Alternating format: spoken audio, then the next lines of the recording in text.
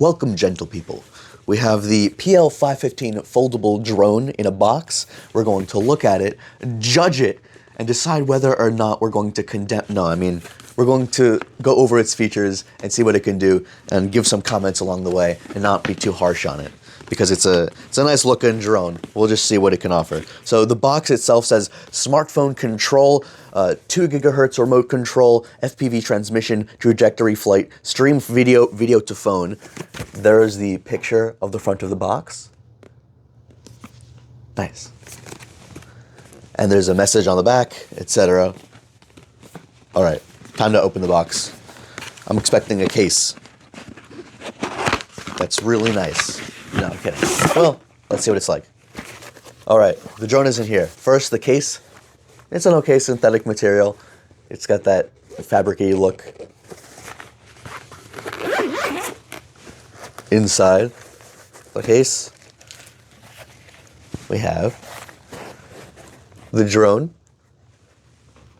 the hand controller, the paperwork aplenty. Always a good idea to look at that, and I always try to figure things out until the last second before looking at them, although I seemingly inevitably always do, which is probably a good idea from the start. Looks like bumpers, so the blades don't hit stuff, and USB cord. Is that USB-C? Let's find out.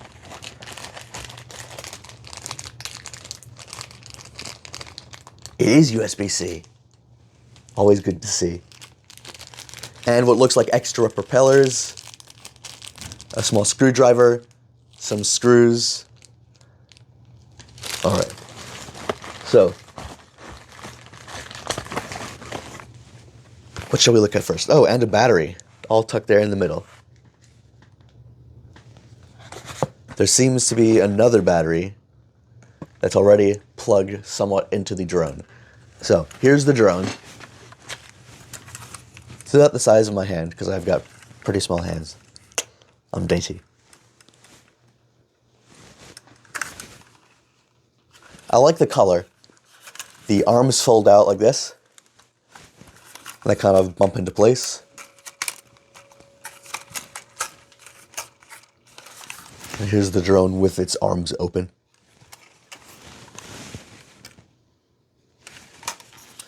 There's also the battery that was inside of it, that's charged via USB-C. So I'm going to charge up this battery and the other battery, and when they're full, I will plug one in and follow the instructions in the paperwork, because I'm going to give myself a head start this time. But I'm also going to use what looks like instructions, focus, on the instructions on the front that says what each button does. And I'll be able to get this drone to do things. I'll probably do a couple things indoors, but don't do this at home, kids. It's too cold outside to do anything. I have good excuses, all right? I'll be right back. All right, I'm back. I'm back with a fully charged battery and a controller full of AAA batteries, which were not actually included. Now, I have dealt with maybe a couple other drones, you might find out, that came with AAA batteries, and this one didn't, so I had to go grab a few, but now it'll work. Here's the paper instructions on the front, if it'll focus. That says what each button does, and this includes going up, turning down, turning left, turning right, the camera angle control, because the camera will change position based on if you press up or down. That's good if you want to look straight down or if you want to look forward. There's also based on these buttons, the headless mode, 1 key return. Takeoff landing is number 2. Photo video is number 3. Emergency stop is number 4. So like if you hold it, it'll just fall out of the sky. So be careful of that. The power on and off button is there. Then here's the forward, backward, left, and right side flying. I've always had trouble with this style of flying, because if I don't consider where I'm oriented, it'll fly in a different direction differently based on where I put this in, depending on how it's rotated. All right, and then we also have the flip, so if it wants to flip, and the speed. So I'm not going to be using this one here because I'm indoors and it's currently too snowy outside for filming a drone, and it wouldn't be great conditions to film it either. I'm going to attempt to fly it indoors safely, but don't do this at home, kids. All right, fully charged battery. We're going to stick it into the drone. Let's see.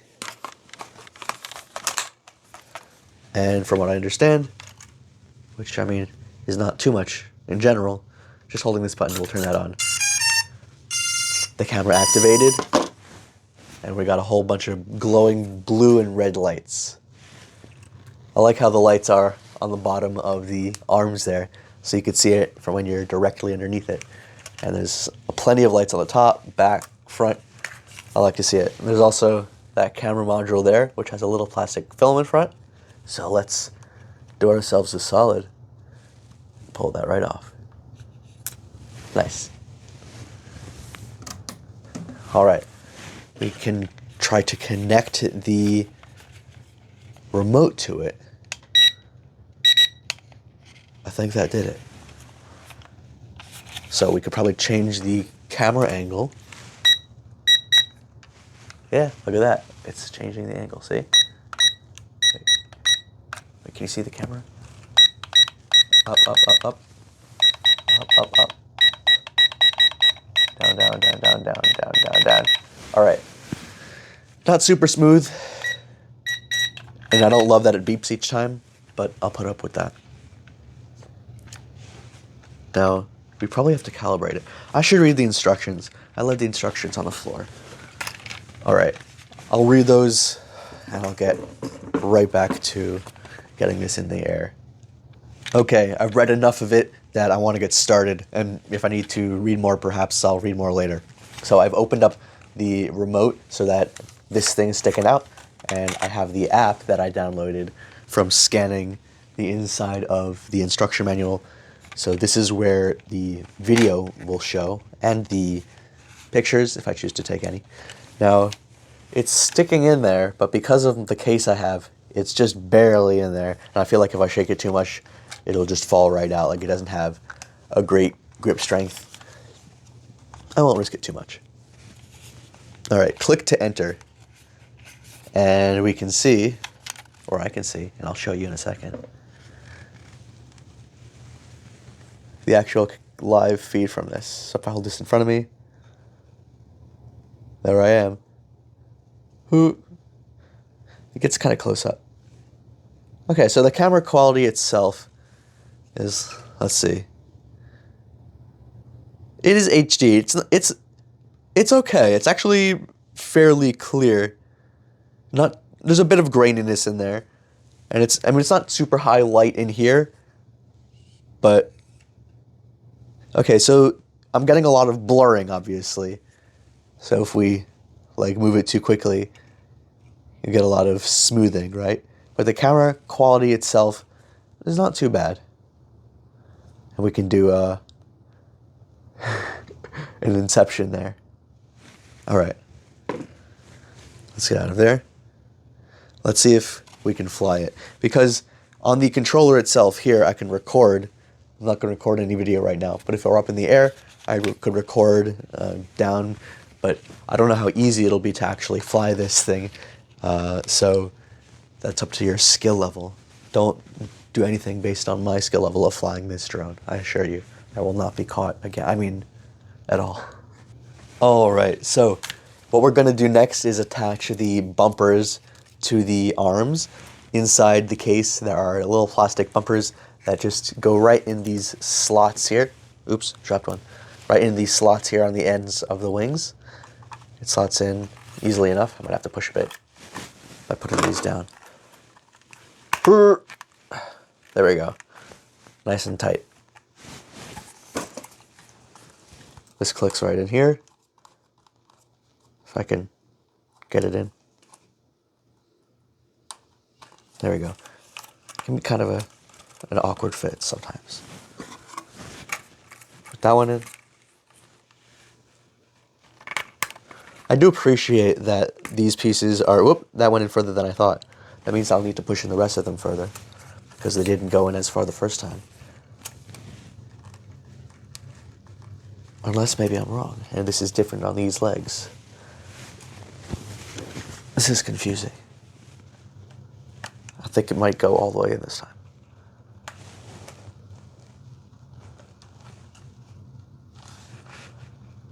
This is awkward to try to do. All right. The whole thing is blinking. Yeah, this one went all the way in. And it's easy enough to take out. Just pulls right back out. Okay. I'm going to attempt to fly this. So, here we go. I've read enough. Make sure all arms are in extended positions, ladies and gentlemen, and non-binary folk. Here we go.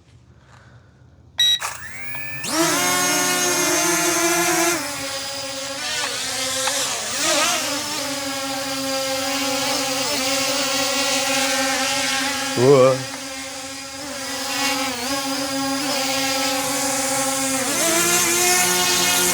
And then die. All right. So I'm not going to do too many acrobatics in here, unfortunately, but it flies pretty stable. It flies pretty fast. I give it accolades, and I know it's gonna last. I actually don't know how long it'd last. The battery charge could last anywhere from like probably 10 to 20 minutes. I think that's average. You do have a second battery. These charge up moderately quickly, but you can also use a fast charger. Anyway, I like how this thing flew. I like that it has a lot of lights on it. These blink, these tell you things. I like this kind of controller. It is a relatively cheap feeling controller, but I do like the grip here. Oh, too bad you can't do a flip. You're already down. It's not flying. I accidentally pressed the flip. I do want to see that, maybe even while taking a video, but I'd have to practice a whole lot for that, unfortunately. I'm just going to turn these off for now. If you want to fly these and see what that footage looks like, hey, you never know. You can try one of these. They're not too expensive in general. This one sits at moderately mid-tier. It's not going to go super fast. There are speeds on the controller. If you press that button multiple times, it goes from low to medium to high, and then you can zoom it around outside. But from my experience of just trying to control it and having it float like this and trying to get its orientation, I, or someone like me, would need plenty of practice with this. But if there are people who can zoom this guy around and get amazing footage and fly them around and have great control over them, that's pretty cool too. Anyway, let me know what you guys think about this. I like the shape. I like the color. I like dark colors. What can I say? And I like how it flies. Moving the camera was nice, although not as smooth as I would prefer. And I like that these bumpers come off, because I can store this away now. Never to see the light of day again. Well, perhaps they will. They haven't even yet. We're inside and it's dark out, so perhaps they never will. How sad. See y'all. And zip. I'll use it again soon, don't worry.